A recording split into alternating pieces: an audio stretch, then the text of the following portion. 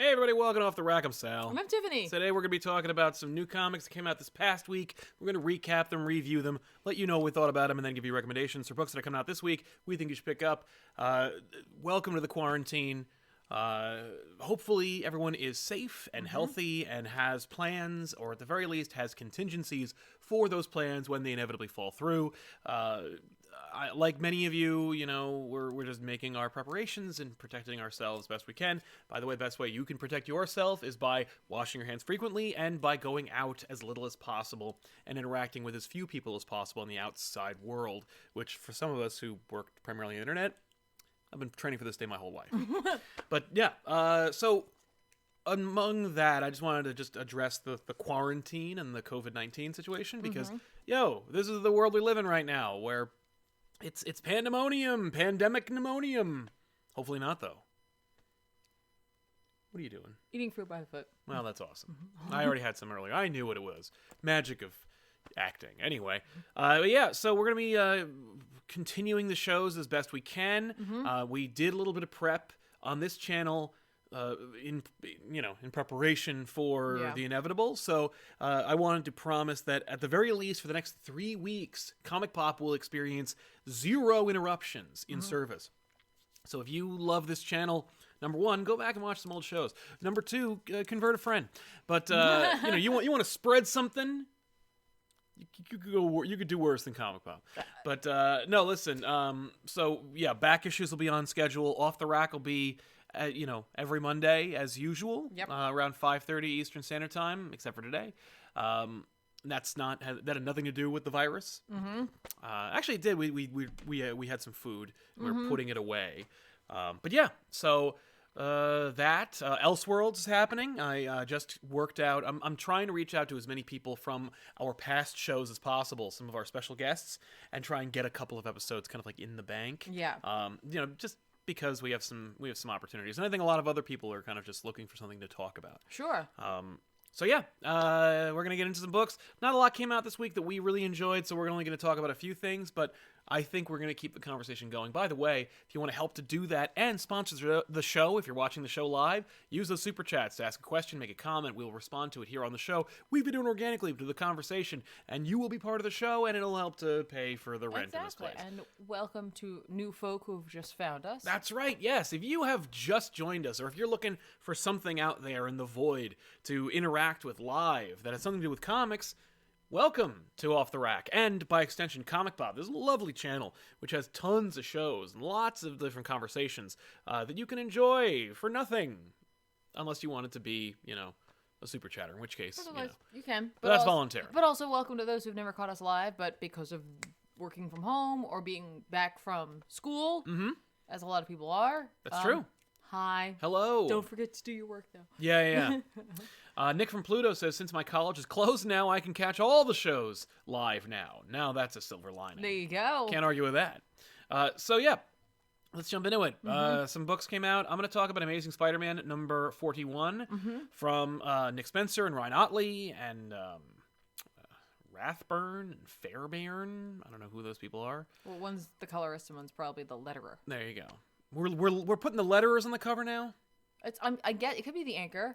Hey, those are both difficult jobs. Why shouldn't they be on the cover? Because who are we gonna think? Their parents too? Like we're gonna fill the cover with all those words? No one. Speaking of filling the cover with words, this cover has a little bit of business going on to it. Yeah. It breaks from the new tradition of like it basically being the equivalent of a poster or some kind of like hyper enhanced version of what happens within the pages. Yeah. I think it's terrible.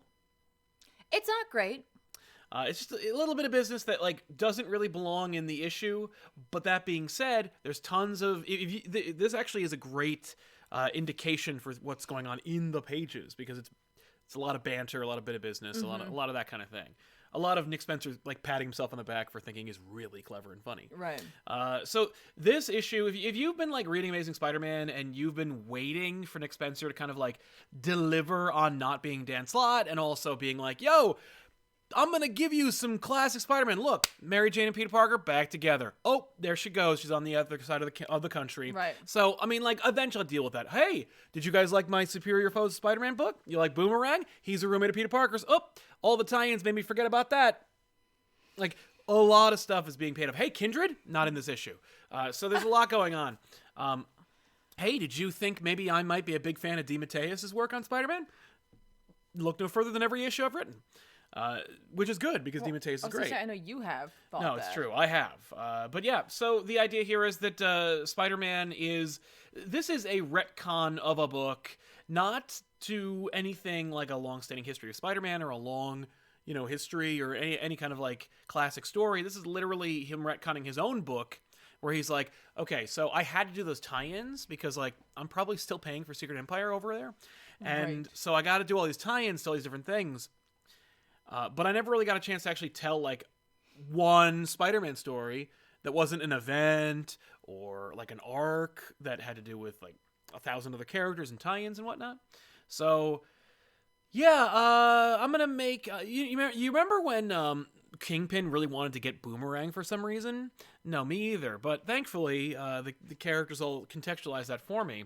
And the idea here is that Spider-Man and Boomerang have been off-panel throughout the story, hunting artifacts a la Indiana Jones in kind of like a fun, whimsical, like buddy cop adventure kind of story where Spider-Man and Boomerang will go, from like the lowliest sewers to like the highest point of a mountain to find these different artifacts because, hey, do you remember when Kingpin wanted a talisman to cure Vanessa? Well, yes, Vanessa's dead, and yes, Dan Slott resurrected her, and then Kingpin killed her because she wasn't technically real, but now Kingpin wants Vanessa back because Spencer's on the book.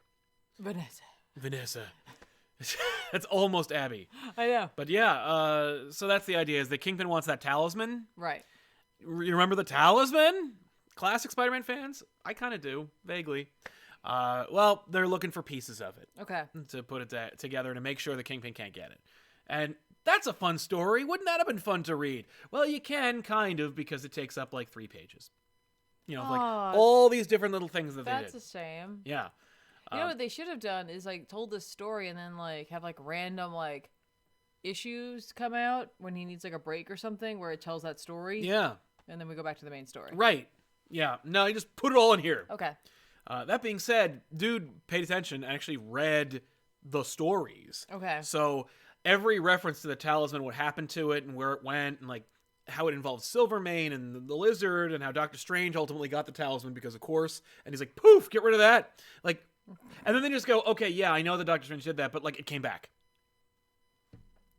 It didn't take. Right, which is fine.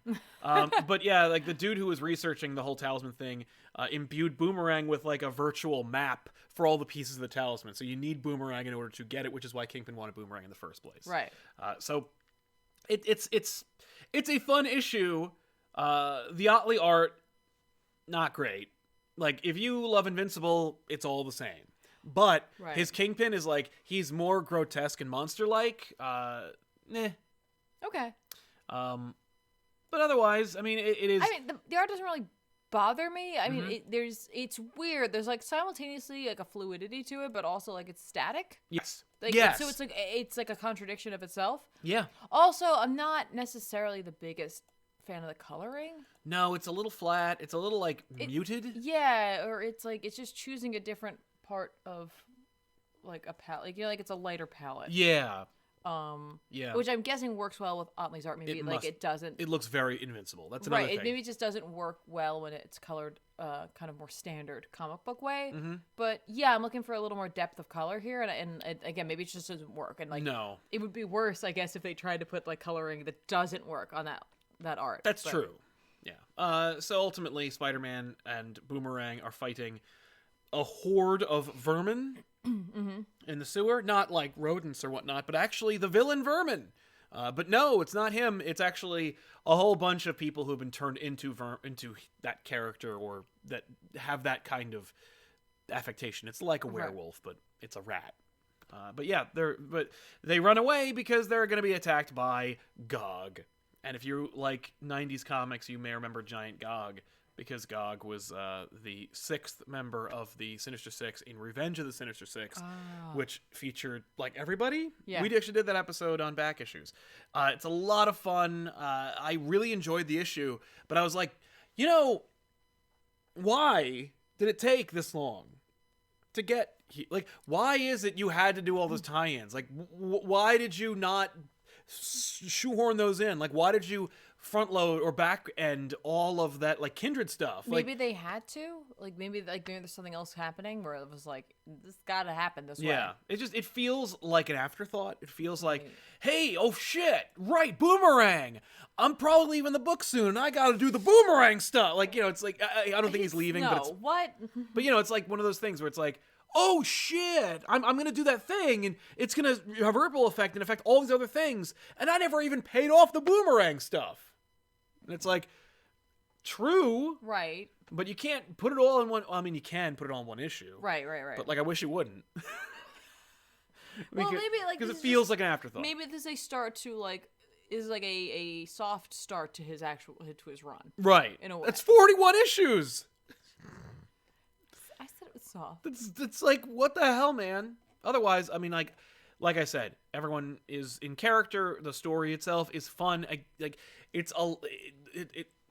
What's interesting is it's actually kind of similar to the ongoing national conversation about how, like, COVID-19 is forcing people to work from home. So hey, as it turns out, everybody really always could have worked from home, and we've just been kind of lying to you. But, like, as it turns out, most everybody. people but a lot of people don't. Like, if you have a corporate job or a desk job, you don't need to be in the office at all. Probably not. And it turns out we can all, like, lean on Skype or Discord, not Discord today right now, by the way, but other elements to reinforce this, like, hidden infrastructure. This thing that we've all been kind of saying for years now. And what we're doing with this issue, and the reason why I'm tying it in is because the issue itself is like, hey, you know how, like, there were 6 issues worth of things in this issue. Mm-hmm. Like, he paid off stuff that he has taken longer to pay off less with. So it's like, as it turns out, Nick Spencer could actually put in a ton more story per issue, but just hasn't. And then, like, remembered he had all this stuff, shoved it into this issue, and hey, it worked out fine. It didn't feel bloated and like all over the place. Sure. Okay. So it's like, hey, this is cool. Hey, how come it's not always like this? Or how come it's never like this? Right. It's, like I said, still cool. Still cool. Okay. But it does betray this kind of, like, this other underlying truth to it. Yeah. Which is like, hey, decompression sucks. Like, that's true. Where will this fit into the trade? Because you're always writing for the trade. Yeah, well, I mean, comics are kind of written differently now. Also, tip of the hat to Nick Spencer, because I haven't seen a new character in a while on this run. And it's like, I would love to see someone make, like, there's this big image. It's and I know you've seen it before. Marvel has this horrible promo image of their universe where it's like red and it says Marvel and everybody's there. Like, they're all posing for a picture, and it's using art from all different people, and, like, they didn't just hire someone to freaking draw it like they had for the last 80 years. Mm-hmm. And they just, like, used some graphic designer, some poor schmuck who, like, had to use a similar color palette to, like, he had to put, like, an effect on all the different artists to make it look like it was all part of one art. I'd like to see somebody do the equivalent of that, but for all the new characters that people have created over the last, like, 5-10 years. That, like, never... No. Like a team of characters where it's like, I know I could have used a character that existed before, but can I just create a character on the hopes that they'll put him in Agents of S.H.I.E.L.D. and I get a check? Is that even still on? It has one more season. Oh. I think it might be either ending or it's soon. I don't know. I got warm. Yeah, there's one thing that's working at least here. The heat. And it's the heat. Yay! Joffrey Kindolo, good afternoon. Currently finishing most of my 130 games on Steam and reading some comics. Gotta love quarantine. Winky face. But do stay safe out there. Absolutely. It's true. But take this advantage. I was telling my parents this the other day because they were like, my parents were like, oh my God. I'm like, you self-quarantined a day and a half ago. Yeah. What are you complaining about? They can't handle it. And I was like, why don't you literally just go on Netflix, make a list of all the shows you want to watch, and then just literally watch them all? Yeah. Yeah, why not? I heard that 20 million people were on, like, Steam. I don't know if it was over the weekend or whatever, but, like, yeah. Yeah. That's great. Right?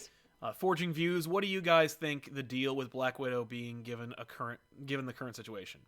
I don't know what that means. Do you mean the movie? Like, the movie looks cool. I'm hoping that it's good. Or do you mean in terms of it being possibly postponed? Oh, well, if it's yes. Well, it is postponed. They definitely kicked the can down the road for Black Widow, New Mutants. All the Disney Fox movies are over there. There you go. Like, they're not coming out New soon. Mutants is never coming out. Yeah. No, we'll never see New Mutants in our lifetime. But, yeah, it's too bad. Because I really wanted to see that movie. I do too. No, we'll see it.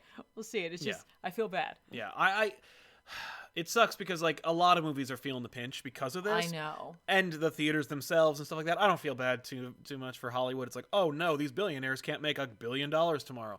But on the other hand, you got, like, movies like Bloodshot, which came out, and they're like, man, we're lots riding on this movie. Oh, no. Yeah. No one can go see it. It's a shame that they moved the date. I know they really should have stayed in February. That was the time to put it out. But they didn't know, because, like, things were in the, like, worldwide were not going so well, and now it's like, oh, now it's no. You really should have put it out in February. Maybe that was the month for Bloodshot. Maybe they'll do a re-release. This doesn't really work out too well. They could do a video on demand release. A re-release would be basically like a new release for it. Well, because no one's going to see it. Yeah, no one's going to Well, except for all the critic scores, which are super low. Right. Well, but the user score is super high. Well, there you go. And I mean, like, it's not like we can go anyway because the theaters are closed by exactly. us now. As of 8 p.m. this evening. Yeah. New Jersey's shutting down, baby. Badoosh. But yeah, no, my concern for Black Widow at least is, like, you know, there's been a lot of, like, crapping on female superhero movies, and it's like, man, we're already 10 years too late for a Black Widow movie. I kind of really wanted it to do well. Well, hopefully it will. So hopefully it will in its new time slot. Hey, put it out in Christmas time.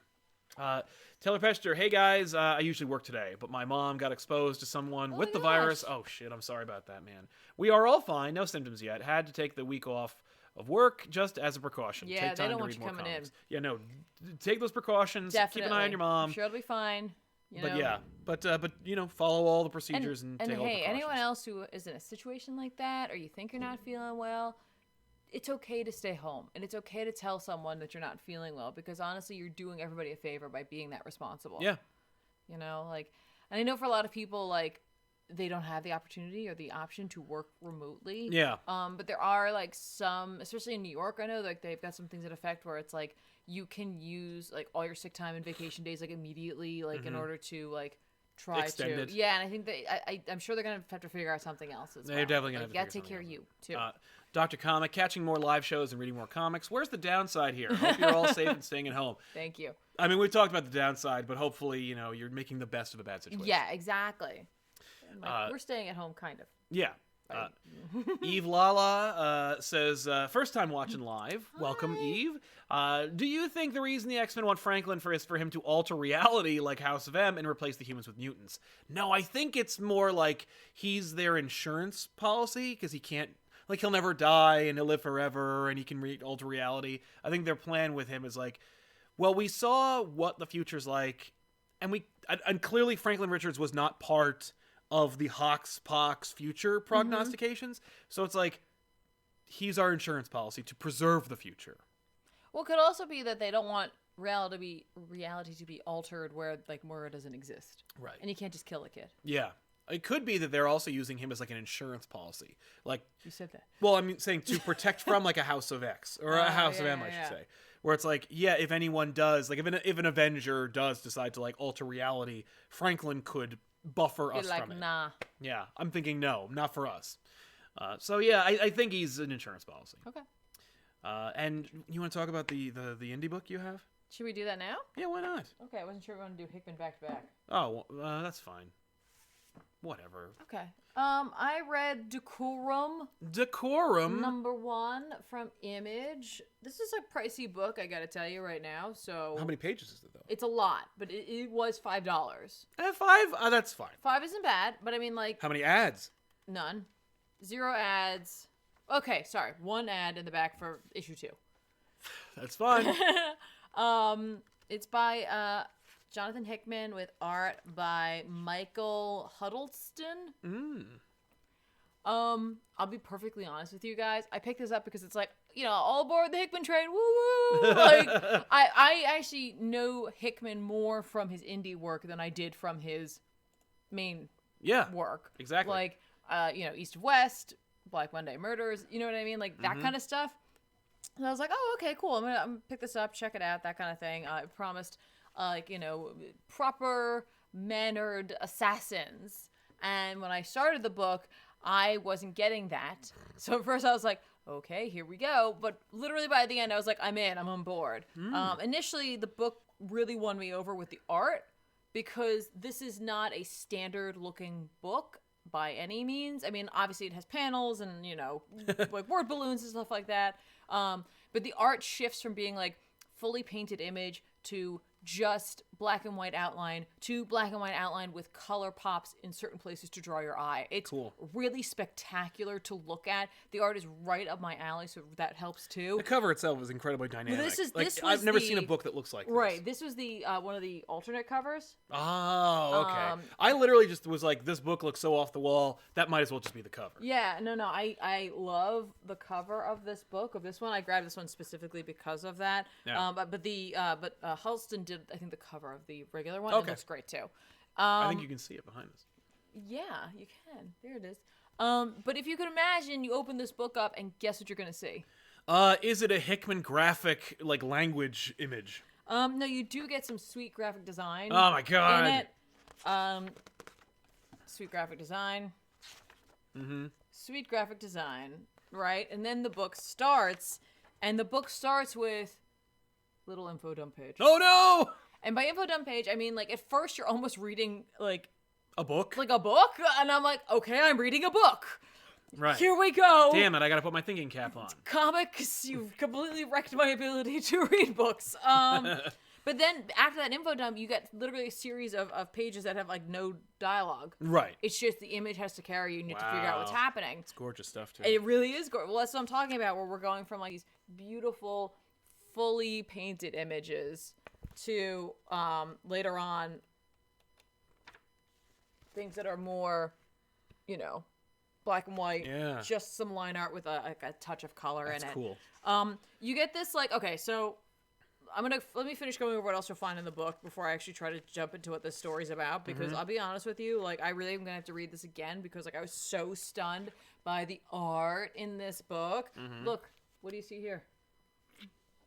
Oh no, it's a made up moon language. It is, but hey, you know what? It works for this book, 100%. Yeah. Oh my god. This guy, man.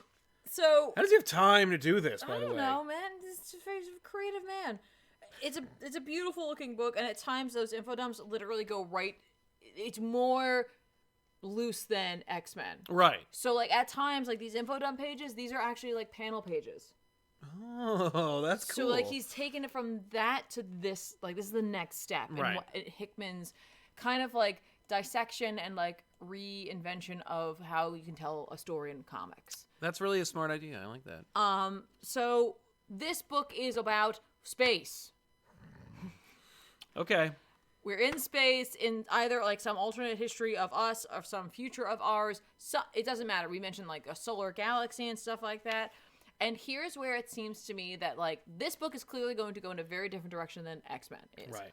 But I think from X-Men, he had some things he wanted to explore more. And so we see a little bit of it here. And I don't think there's anything wrong with that. No, yeah. As long as he's not, like, literally duplicating it. Like, at the beginning of this, I was like, oh, good lord. Right, it's probably more like he had all this stuff. He had and all have this enough stuff. room for it. And, like, this isn't going to fit in the Marvel Universe. Or they were like, don't do that. Yeah, so he's like, okay, you know what? I don't have to do that. I have this other story, and I could use it there. And so that's what I'm going to do. Yeah. So, like, the idea is that, like, there are these preserves.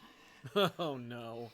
And it's, like, basically, like, little seed planet things that are created. And, like, civilizations are, like, up and coming there. And then, like of, like, the thousands that have been created, most of them have died off. Okay. Like, 5 of them joined the Empire. And then, like, some of them kind of, like, fought back, right? Yeah. So we see, like, these natives of this planet who have, like, these crazy weapons, and they're fighting against these, like, conquistadors. They look like conquistadors, guys, yeah. But they're androids. Okay. They're artificial intelligence. And I'm like... Oh, no! Right? And, like, they're there to collect, basically. And, like, they end up, like, is a really like grotesque sequence where they like use their lasers on their hands and like peel a guy's face off and like open up his mind, and like almost like a worm crawls out of it and then presents an idea to him. And then he's like, I want that. The android's like, I want that. I want to get that. It's his eggs. Oh no, more eggs! But like still, like that sequence is really well rendered because it's black and white. Right. So it's not as jarring or grotesque. It's just kind of cool. It just kind of fits. You can just look at the image of it. Yeah, and I'm telling you, like honestly, like if you get this book for no other reason, it's to like pour through the artwork in it. Mm-hmm. We kind of get a feel for like this galaxy that's there. That there's like this church of the singularity. Oh no! And it is like it is an artificial intelligence who is like a contradiction of itself, because it's like it's an artificial intelligence, but it also has like this messianic subroutine ingrained in it. Okay. And then there's like the Union who's like against all of this, right? And then there's like this floating world, and it's this one world, and like it has all this like shifting like parts to it, and so like the continents and countries never stay where they are, which makes it the perfect place for like backdoor dealings, because it's like a city's never quite where it would be or should be at once. And I was like, that's really cool, and that's where our story's really taking place right now. Okay. I'm sure this is all going to tie into this history that he's giving us, because as we've seen from Hickman, he lays some ideas like the groundwork for some later stuff. Right. And then we get to the story. Okay. And so that was the point where I was like, oh, got it. All right, we're doing this. I'm in. Yeah. So we meet a girl named Neha, and she's a courier, and she has been charged with taking this like package to a location. Okay. She usually does many deliveries. However, this night she only has one, and she's pretty mad about that because she needs money. Yeah. And they're like, "You're gonna get paid triple for this," and she's like, "Triple? Why?" I'm in. Wait. Oh, that's nice. That's cool. She's like, "Why?" And they're like, "Well, it's a special priority." And she's like, "Usually a special priority plays double. What's up?" She sees where it's going. She's like, "I'm gonna need quadruple." Oh. So she gets the quadruple and she goes off. Nice. Where she's going is like basically like a mob boss kind of thing. Okay. So then we get an idea of like, because like she gives the like her like boss some crap, because she's like, I get why you picked me, because you're like, he's saying like, oh, you're my best, you're the best courier, blah, blah, blah. She's like, you know I need the money. Then we get explanations to why they need the money, and at first I was like, oh, it'd be cool if it was this, and it is. And I was like, ooh, yay, hooray! We see her looking at some like cryopods, and there's like a boy and an old woman in them, and she's looking at them, right? And then it turns out that like I guess the government, Luxor creates these cryopods, you have to pay for them, and it costs a lot of money. And the idea is that it's like the Disney lore, like the Walt Disney lore, where it's like you go in the cryopod, and when we figure out what's wrong with you, we fix you. Right? Sure. But it costs a lot of money to keep you in there. Uh-huh. So, like, okay, so there was a plague that was bioengineered to give to rogue worlds, and they gave it to them. And, like, it didn't, like, kill everybody. What it did was it made you really, really sick. And then you would have to be put into those pods, and your family members who weren't ill would have to work for them to get the cure. Okay. I was like, that's messed up. Yeah. That's messed up. So she's working constantly to not only keep her family in these cryopods, but also to pay for the cure. Yeah. So she needs money. So she goes off to, like, we also got a graphic of, like, her lunch. I was like, I love this. I kind of love this. Yeah. It's a graphic of what her ramen is made out of. Which I was like, ooh, ramen. So anyway, so she, I was like, I could go for that. Damn it.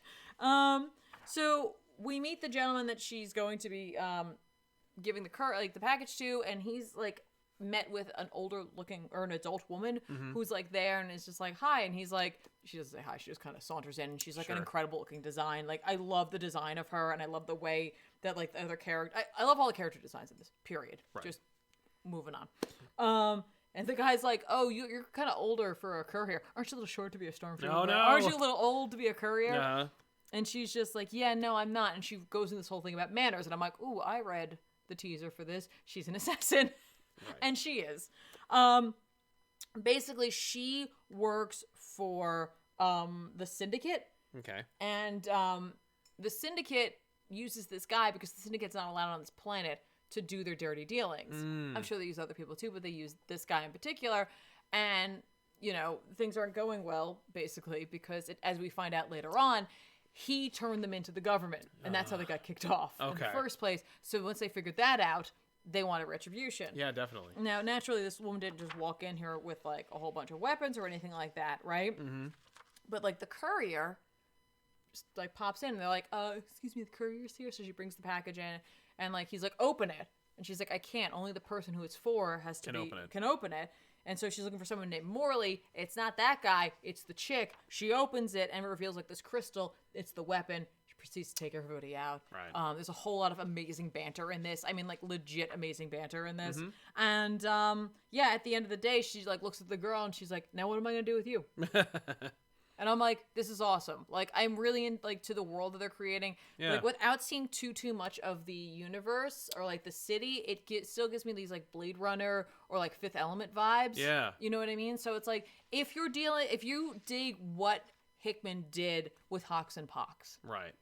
But maybe sci-fi is more your jam, this is probably something you're going to be interested in because he's doing that same sort of deep dive, except he's creating his own lore. So, like, if you weren't an X-Men fan and you kind of felt lost hearing about everything that was going on, you might want to jump in here because everyone's on the same footing. Right. Nobody knows except for There's Hickman no context. where this is going to go because he's just going to be telling us the story and it's going to unfold as it goes along. Yeah. I mean, like I said, like, if for nothing else, then what the art looks like because like it's just so well done. The mixture of styles just works perfectly somehow. Yeah. I just can't get enough of it. So I'm in. I'm cool. down. I'm ready for the next issue. Decorum. It's such a weird like name for it. But it works perfectly because There's also like a dinosaur promise and then or not promise but like indicated. I love that. It's like a cowboy and like it's like a shootout happening and a dinosaur and some big mushrooms and robots. Neat. Right? Yeah. I'm down. Dan and Graham says, reading more comics in my isolation. Any recommendations for good Superman stories? Any representations in modern DC since Bendis doesn't understand him? You could check out Man or Superman or something like that. I think I don't remember what it's called. It's by Marv Wolfman. He did like an original kind of like one-shot story. You always read Superman Birthright, which is easy enough to pick up. Superman Last Son. Was by Jeff Johns. That's excellent. I always want to say Superman Blue, but I don't think that's what it's called. It's called Superman for All Seasons. Thank you. I'm like, it is blue. Yeah, it is blue. The cover is very blue. Yeah, and it's, Superman for All Seasons is fun. It's excellent. If you haven't read All Star. Also, Superman if for some reason you haven't read All Star. Definitely go get it. Yeah. There's so many. Yeah. Superman versus the Earth Stealers. And I would say, like prior to Bendis taking over. Oh, yeah, the whole Tomasi Gleason run. Just grab the Tomasi run if you haven't already, but that may have been where you started and then you weren't sure where to go after that. Right. But yeah, those I think are some solid choices. Yeah. Deanie Dude 7, Tiffany, have you read Hickman's Nightly News? No. Which just sounds like something he would tweet online. That's just his podcast. I don't know how I would read that then. Yeah. Oh, yeah, I guess not. It's like a newsletter. Rusky 910, downside, quarantine is not an option for my job. Upside, I live in the sticks where infections are low, so I have some money to stay safe. City dwellers. Oh, we're not city dwellers. I have some money. Yeah. Well, we are close enough to the city. I mean, like... We're near towns. What our issue is honestly that New Jersey is a highly densely populated state. With a lot of people who work in New York, which is even more densely populated. Yes. And so that's where we are going to be having problems. Yes. Is that, like, we have that commuting mentality. Mm-hmm. We have the fact that, like, everyone's kind of on top of one another. Mm-hmm. But you know what? Like, we definitely live in a more suburban area, which is good. Yep. But still, people who live around us don't necessarily work in this area. And work in places where they could have gotten it. So just, stay away. Troy Harness, hey guys, still reading Hulk, Daredevil, X-Men, start of Symbiote Spider-Man thanks to the Marvel Unlimited app. Nice. You'd love it. And Tiffany, the last issue has Doctor Strange. Have a good comic week. Yeah, no, Symbiote Spider-Man is one of the best Spider-Man books come out in the last couple of years because it is a flashback series that's written by Peter David, who gets the character. Right. The only problem is it's by Greg Land, and the art is distractingly terrible. Like, it was... I finished the first volume in real time and picked up the first issue of the next volume, and it was so horrible. I was like, I really like this, but I can't in good conscience buy it because, like, the art is so unforgivably bad, and I get it. Like, Land is, like, fast and it's consistent. It's not like it looks rushed or it starts out great and it gets crappy. Yeah. It's just like, it's just not good. And when it's good, it's fair, and when it's not, it's distracting, and I just couldn't read it anymore. I was like, I have to stop. Adam Groves, hi y'all. Hello, Adam. Thanks for hanging out. KevBot 9095, hello, relatively new to the channel, and I just wanted to thank you for reigniting my love for Spider-Man and other titles in general. Much love and keep safe. You too, Kev. You too. Thank you very much for hanging out with us, and welcome to the population. We wash our hands here and all stand at least 6 to 12 feet away from one another. Yeah, it's cool. Except for this. We also have hand sanitizer. Like, yeah, if I'm touching my face, I washed my hands before we came in here, and also I have hand sanitizer. I didn't know we had hand sanitizer. Yeah. Oh, I would have used that. It's good stuff. I just ate a fruit by the foot instead. Yeah. Oops. No. TB, currently reading V for Vendetta. Seems appropriate. Yeah. Right? Enjoy V. What 3 books or trades would you recommend in the possible extra downtime coming because of all this? Thank you for being you. Take care and stay safe. You too, TB. I would read like an omnibus level amount of stuff. You know, I'd get into the Grant Morrison New X-Men era. Oh, that's funny because I was going to say the Grant Morrison Doom Patrol. There we go. Yeah, read all of Grant Morrison's Doom Patrol. But I was going to say... Then you won't have any time left. There you go. It's so long. But yeah, but grab... You don't have to get the volume. You could always go to like the Unlimited app or wherever you can find it. But you were suggesting... I was going to say, the reason why I suggested reading Grant Morrison's New X-Men is because clearly, you know who else read Grant Morrison's New X-Men? Jonathan Hickman. Yeah, maybe. Yeah, because you were looking through an old Wizard magazine and you picked up on a couple of similarities, a couple of allusions to what's going on in the current run. So the deeper your extensive experience with X-Men is, the more either horribly frustrated you'll be with the run or rewarded because you cherry picked your canonical history of the X-Men. I of course would also recommend Saga. You can pick up the whole thing. Well, the whole thing to date in a giant book. Yeah. But that's only if you're into that kind of thing. That's right. I only push Saga on those who that's their kind of thing. Exactly. 94 Evangelion, love your show. Speaking of this news right now, do you think Marvel should do something similar like the Legacy virus, but for all of the Marvel universe? I mean, who would it affect? Everybody, or would it be like it only affects people with superpowers? Would it affect you if you have some traces of radioactivity in your system? That could be interesting. But I honestly, the Legacy virus is one of my least favorite eras of the X-Men because it was just it was clearly, it was inspired, at least I believe it was inspired by the AIDS epidemic, and I thought that because it had those connections to it, it was there was a period of time, where it was kind of it was incurable. So it's you can never end this story without it being complicated. And then it did end finally, and it was barely an ending. And it was I was just, it went too far, too long. It was very, for me, it was kind of Clone Saga-y, where it was when is this friggin' Legacy thing going to end? Mm-hmm. And I'm very wary and gun shy from stories that don't have a clear ending. Right. Or that might have the option of meandering into forever. Nerd King 101, back issues Deceased and Metal are some of my favorites of the series. Thank you very much, man. From Hoboken, so I feel you on the quarantine.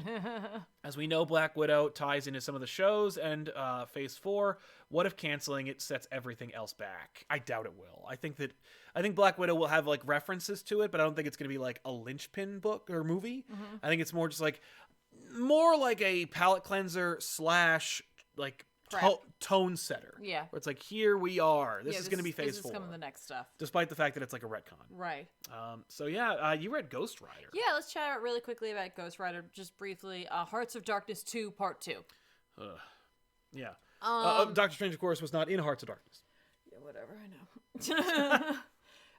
He's barely in this book anyway, so that's cool. Well, he's on the cover. Yeah, I know. Well, we want to show Doctor Strange in his weird buzz cut, even though in the book itself, it's got the gray. It's something happened on the cover. I don't know. Regardless, we see Stacy at home with her family, and Blackheart shows up with her friend Emma or her sister Emma or whoever Emma, and is controlling her and is I need you. Yeah. We will not see that in this issue. Oh. So that's later. Okay. Blackheart shows up, does one thing, and then leaves. Oh, all right. For the next issue. Then there's kind of a little bit of filler, honestly, where Danny is the corruption knight. Spirit of corruption. I want to call him a knight because he's got a sword and a helmet. I'm just like, you made him a knight. Yeah. He's a knight of corruption. Absolutely. But he's the spirit of corruption. Sure. And, like, the sword's calling to him. It hungers for corruption. And, like, the other guys are, like, giving him a hard time. Like, wait a minute. So Johnny did all this? Like, blah, blah, blah. And then, like, he just takes his sword and, like, stabs Punisher in the gut. Why? Because, like, it calls for corruption and he can't handle it. So Danny can't handle it. So he just stabs him so that, like, it would kill him, basically. It would turn him into, like, goo. Okay. And then, like, Wolverine's like, what are you doing? So, like, he attacks Danny, and he's just like, I am going to, like, claw punch you. I'm like, claw punch you? That's what he says? Yes. Oh. He's like, don't think I won't claw punch you in the throat. Oof. Or in the face. Okay. He's just like, I know, like, Krakoa says I can't kill humans, but you're not a human anymore. Well, and you killed a human. Like, you do that all the time. You're part of X-Force, you jackass. So who wrote this? This is, God, you ask all the hard code. Brisson. I was like, it is Brisson. Really? Yeah. Doesn't he write X-Force? So anyway, then, like, that Watcher chick was like, no, listen, like, Johnny, like, showed up because the cop was a demon. Yeah. And he killed the demon, not the cop. The No. cop was already dead, and, like, the demon was wearing his cop skin. Yeah, his cop suit. His Edgar suit. Yeah, exactly. So then, like, Danny becomes, like, Danny again, and he's just like, no, it's cool. Like, the fact that, like, Punisher didn't immediately die means that he's not totally corrupt, so he's cool.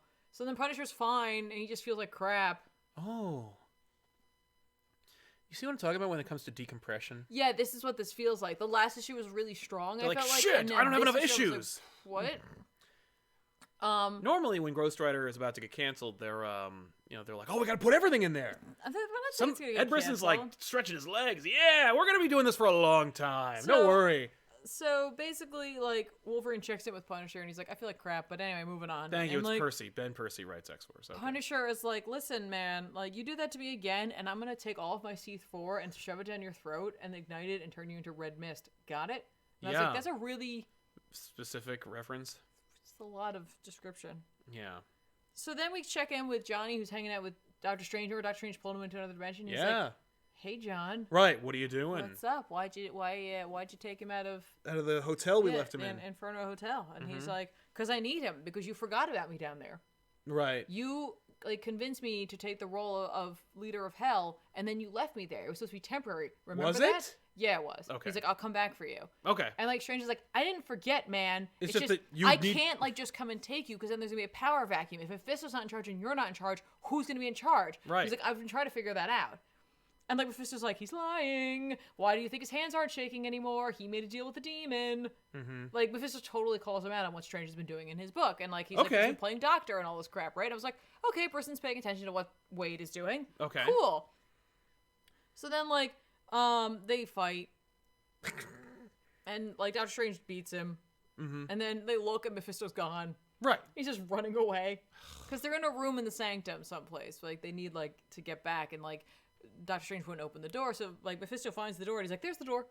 I found it. So that's what I was doing. I wasn't trying to run away. I found the door for you. It's cool. It's right there. So they open the door. And then, like, Strange, at the last page reveal is Strange being, like, punched out of the sanctum through the window and like on the street, and it's like, to be continued, and I'm like, okay, cool. We do get more info about what's happening to Johnny though, because they go to, like, the other team goes to the morgue, and they get into the morgue to see the cop, and, like, basically, like, someone's like, I'm sorry, Punisher, explain to me again, how is it we can get into the morgue? Right. And he's just like, oh, the mortician was being blackmailed by the mob into changing death certificates. So that, like, blah, blah, blah. Yeah, and he's now just he owes like, me a favor. He's like, I stopped that. So now he owes me. Yeah. Not a favor. No, it just owes me. He owes me. Right. Presumably forever. Yeah. I was like, that's pretty He'll funny. owe me until he dies. Yeah. So then the chick puts a coin on the cop's head to reveal what he really looks like, and it's a demon. And they're like, okay, cool. So, like, I don't know why she didn't speak up in the first place other than to just let this all play out the way it played out, but that's what happens. Uh-huh. And, and then it turns out that, like, over time, Johnny's using his damnation stare, which is causing part of the demon's souls to, like, affect him, and inevitably he'll become the devil. Right. Okay. And I was like, oh, that's what's happening. really didn't need all of this issue to get there, but fine. And so we see like that last page reveal. Typically he has that crown, but he's starting to look, he's got the horns. Yeah. He's getting a little more devilish happening. Okay, cool. So like they're kind of in a race against time. Yeah. And like, so it really isn't Johnny's fault. Like Johnny isn't a bad person necessarily, but like he's being corrupted because he doesn't know that that's happening to him. Okay. So remember Lilith? I don't know what's happening with her right now. She just had like, so we've got Punisher. Yep. Wolverine, this chick, Danny Ketch, Johnny Blaze, Doctor Strange, Mephisto, Blackheart, and Lilith. Yes. And we're going to juggle all these characters in a book called Ghost Rider. Sounds like it's just a the lot. Midnight Suns era. It kind of does. But like, but the Spirits of Vengeance Midnight Suns era like had like they all two had their main own, characters. Well, they all had their own books, and so if you were reading them, great. And if you weren't, fine. You just kind of got this other thing, but it gave them that like room to breathe. And I'm not saying they should do that because I don't think there's enough. There's not enough audience or interest or anything. Anyway, okay, moving on. Fair enough. Ghost Rider. God damn it, Ghost Rider. Anyway. All right. Gorgonfish says, how do you think the current situation will affect comics and more specifically the future of digital comics? I think that they've been saying for a while, like, you know, you can't see the records and for like how digital sales go. Yeah. And I think I've heard the argument made that they just don't have them. Yeah. I think magically they'll find them. Oh. I don't think we'll find out what they are, but I think that they will be released and that they'll be like, oh, and they're going to factor them into the monthly sales. Because, like, you know what'll look like shit? The next 3 months worth of sales for books. Yeah. And if you don't want to, like, make it look like you just are a dying industry, you'll want to pad those numbers with the actual sales numbers. Yep. So hopefully it'll boost digital and it'll make digital more legitimate in the eyes of like of the industry itself, and also in the eyes of like those who seek to make money off of it. Yeah. I'm hopeful that it means good things. Dan and Graham, speaking of omnibus, loving the Jeff Johns at JSA omnibus. Yeah, I mean, absolutely. Grab a Jeff Johns omnibus. You're going to have a good time. Super duper head ass. I love you guys. This is random, and I don't know if you've told this story before, but I've been wondering how you guys met Ben and Ethan. Ben and I went to high school together, and Ethan, post-college graduation is when I met Ethan. Same deal with you. Yeah. We didn't know each other in high school, but you met them through me. Yes. That's the short version. It's all tethered around Sal. It is. Sal's our Flash. I am. Yeah. If you want a longer version, watch one of our first or second like live shows or for subscriber specials. Yeah. Those we get that question every time, and we usually get into great detail because they're about 7 hours long. Great Ones Planet. Brisson writes the terrible issues of New Mutants. I think he also writes Excalibur. Does he? See, he writes one of them. Anyway. In any case, yeah, well, that explains a lot. Let's move on, because I just got notification that I got to get something together for my job. Oh, I'm working remotely right now. Algae Try, hell, fire, yeah, hat. It's Comic Pop Live. Keep the good times coming. Will do, Algae. Thank you very much. I was like, what? Yeah, I'm reading your emotes. X-Men number 8 from Hickman and Mahmoud Asrar. Or Ezrar? We met him before. He told us. Mahmoud Asrar. Yeah, it's just more this X-Men. This issue to me felt like they were anticipating that New Mutants was coming out in a couple of weeks. So here's the book. I loved it because it was New Mutants. It was. Yeah, they were like, "Oh shit, New Mutants! Better put them in there." The New Mutants stole. This issue for me was literally the one where I was just like, "Wait, what?" Yeah. Well, all you needed to know was that they did this. But right, if you read New Mutants, you know what's going on. No, but I mean, like, literally, like, this tying into what's been happening, I was like... Yeah, like, why? Because we needed one more thing? Right, we needed another thing. This was the issue where I was like, okay. Yeah. Fine. So, they Tini have... Howard writes Excalibur. Exactly. Yeah. They have, I think they stole the egg from the Starjammers and then brought it back with them, but they have this egg, and it's the king egg from a brood colony. They don't know that, of course, but they have it. This triggers the brood because they need a king egg because you can have, like... It's so horrific looking. Oh, I love it. They have, like, all these thousands of, like... they actually break down like how many brood there are, how many brood queens there are, and how many kings there are. Lot. And it's a lot. I love the brood. I think that I don't have a favorite brood story, but I love the visual of the brood. I love the concept of the brood. Maybe my favorite one is Brood Trouble in the Big Easy, where the X-Men go to Louisiana and they team up with Ghost Rider to fight the Brood. It's written by Howard Mackey. You would dig it the most. It's drawn by Jim Lee. But yeah, so the story is literally just like, hey, come back here. the brood are coming because they need their egg. Sure. Gotta get that egg. That's it. Egg. Because the store is out of them because, people are buying up bread, eggs, and milk. Exactly. So they're like, when they discover, oh crap, they need they need to give the king egg back. Mm-hmm. They send a contingent, which is essentially just the Summers team, to go get rid of it.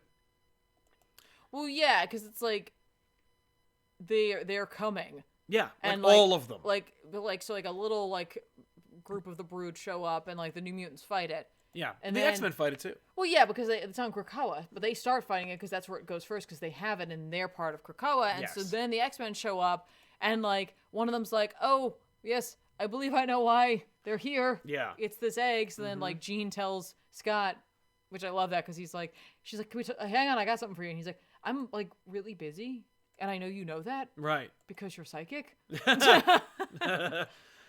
They also are working with portals, which is fun. Yeah, they use Magic's portals. Yep, Magic opens up multiple portals so that Scott blasts his optic blasts through one of them, and it comes out of all of them. And I'm like, awesome move. Yeah, that's great. That was really dope. Yeah, it's really cool.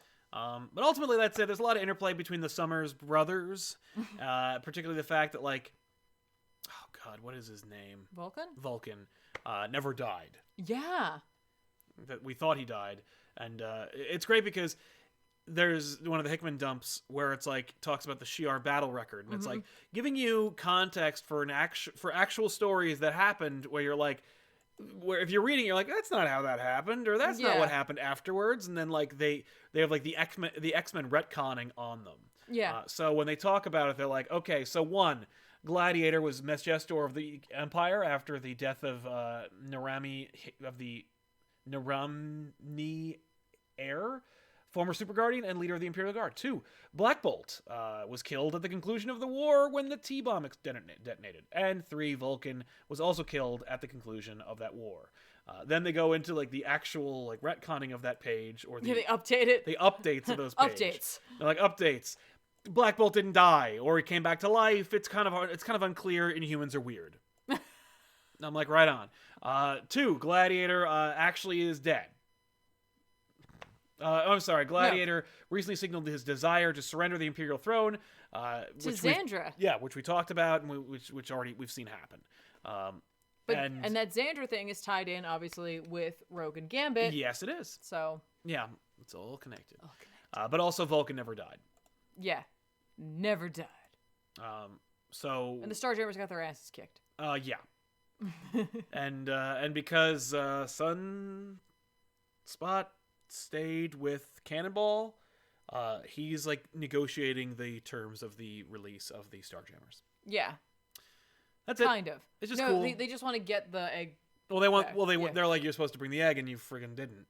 So we got you. Yeah. He's like, all right, I'll get the egg back, and then he calls the X-Men, and they're like, okay, we're working it out. So it's just a little mini story in this whole X-Men arc. I can't believe that there's only 8 issues in this series. I know. It feels like so much has happened. Well, because there's 20 series with X-Men. It's true. But it's cool. I love the Brood. I like seeing them in action. I like the X-Men working together. So came out of left field for me. Completely. No. Well, because... Again, if I'd been reading New Mutants, which I really wasn't. Because the only other X-Men tie-in I was reading was New Mutants, I was like, yay! It didn't feel for me, I was weird. like, oh, what? Yeah, what are we doing? So, I guess slap on the hand for me for not reading those tie-ins. Yeah, not tie-ins, those other series. Skip all the Brisson issues because those are horseshit. I read 2 of them and then I stopped caring. Yeah, well, I enjoyed it. I missed the egg. It was a lot of fun. The egg was very early on. Then I didn't miss the egg. It was very quick. They just stole an egg? Yeah, they were like, well, you screwed us over. We're taking this. Taking this. Yeah. Good stuff. I dug it. I love this issue. I thought it was good. It looked good. It was fun. Plus, hey, Like, it's interesting because, like, Hickman is like, I'm going to upset the apple cart and change everything. Right. But also I'm going to, like, pay off and reference stuff you love and remember. Yeah. And so that's kind of fun. All right. Irish Tarshan 92 says, hey guys, greetings from England. Greetings. Cheers. Cheers. Hope you're doing okay, and thank you for the escapism. I also wanted to thank Tiffany for getting me into Doctor Strange because the Aaron run is great. It is great. It's so great. Yay. Enjoy. Yeah. Which I guess you already have, so enjoy. Enjoy it. If you haven't already, you got to read that. It's good. Brian K. Vaughan, The Oath book. Yeah, definitely. And those are all the books that we read. We're going to give some recommendations of books that come out this week we think you should pick up. Obviously, Batman 91 from James Tynion IV and Jorge Jimenez is coming out.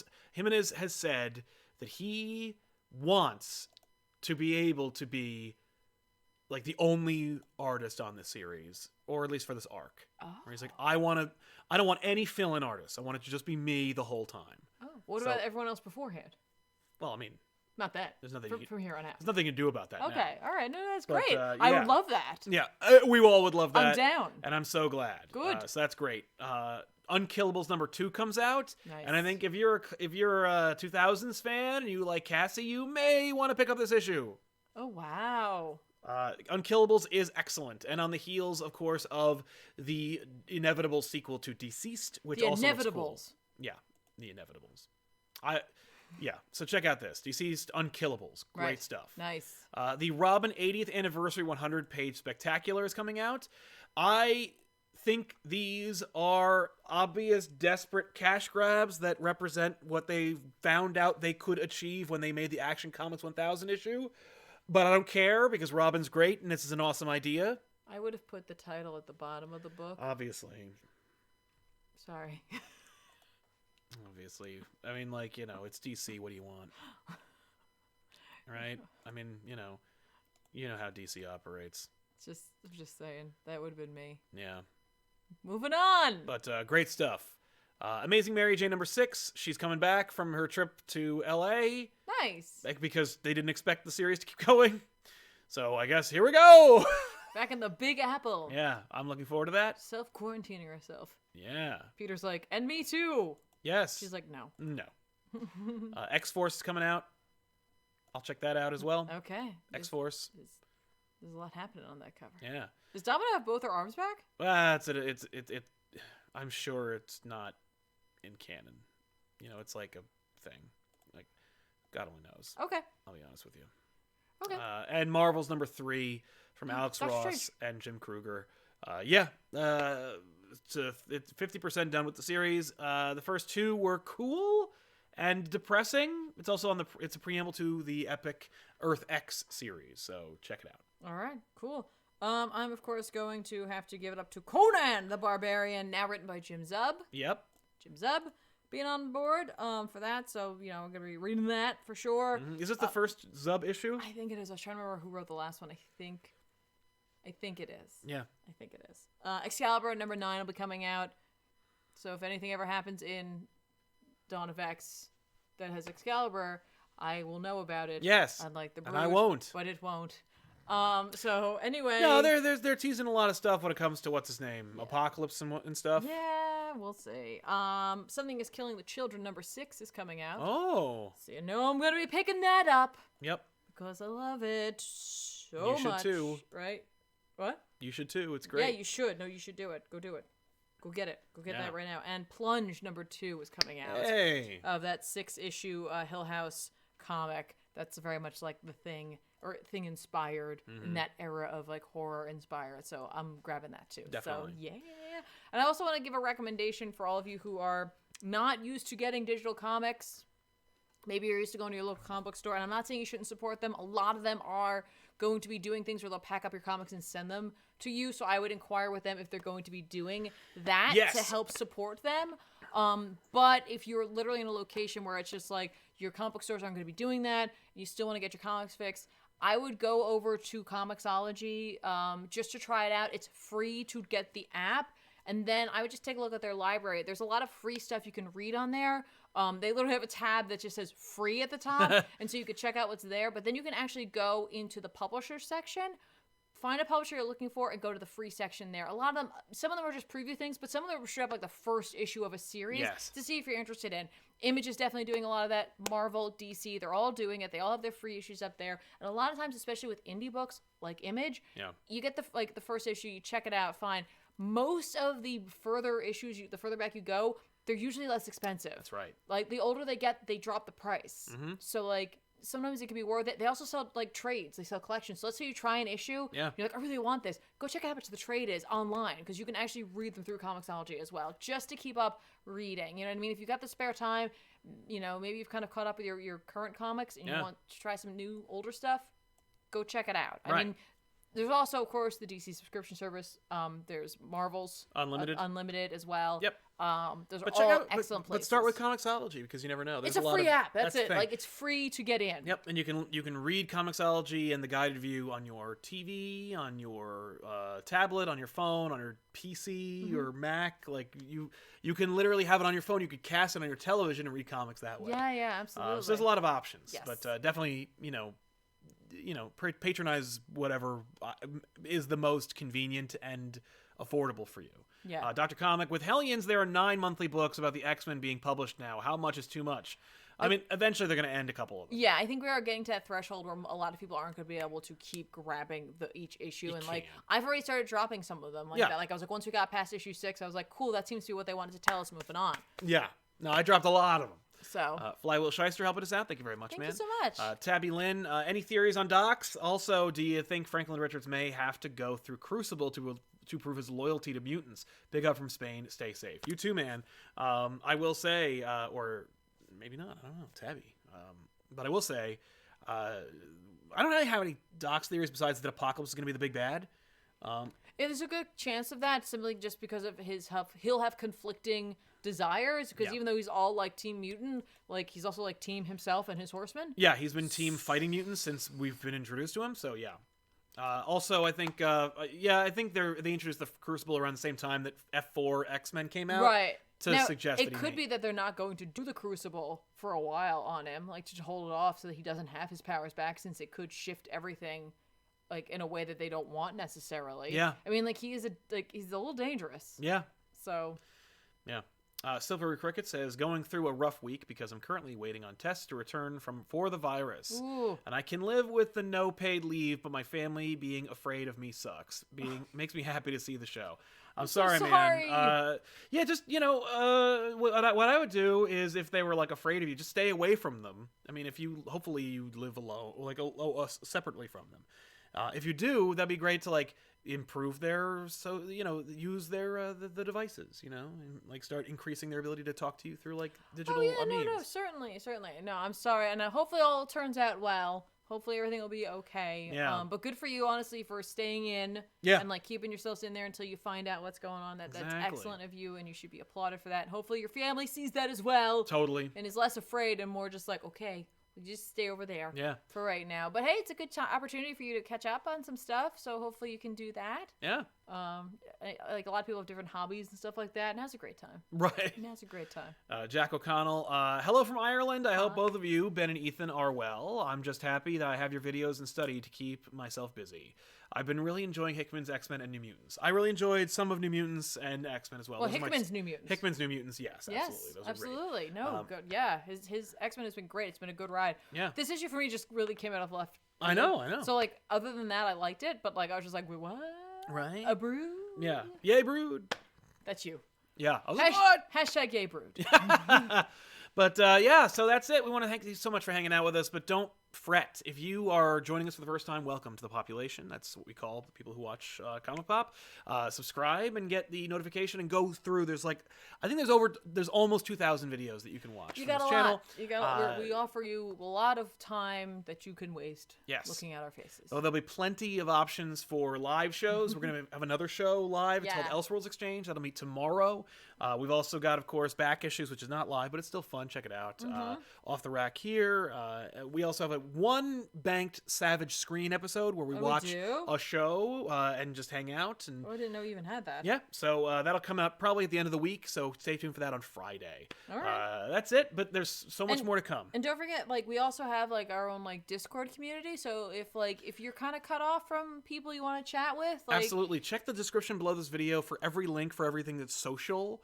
We have a subreddit, we have a Discord, we have a Facebook group, but I really recommend the Discord myself because it's real-time chat. There's multiple different places to chat in it if you want to, like, do a spoiler conversation about DC show or Marvel comic event. Yeah, you can meet other members of the population who have the same interests as you and just, chat with them. Like, everybody's stuck at home right now, and, like, there's no reason that you feel like that you're alone. So it's true. Come hang out with us. Did you mention Twitch? I did not. Don't forget that there's also a purple version of this channel over on twitch.tv/ComicPOP where you can watch this stunning young lady play video games.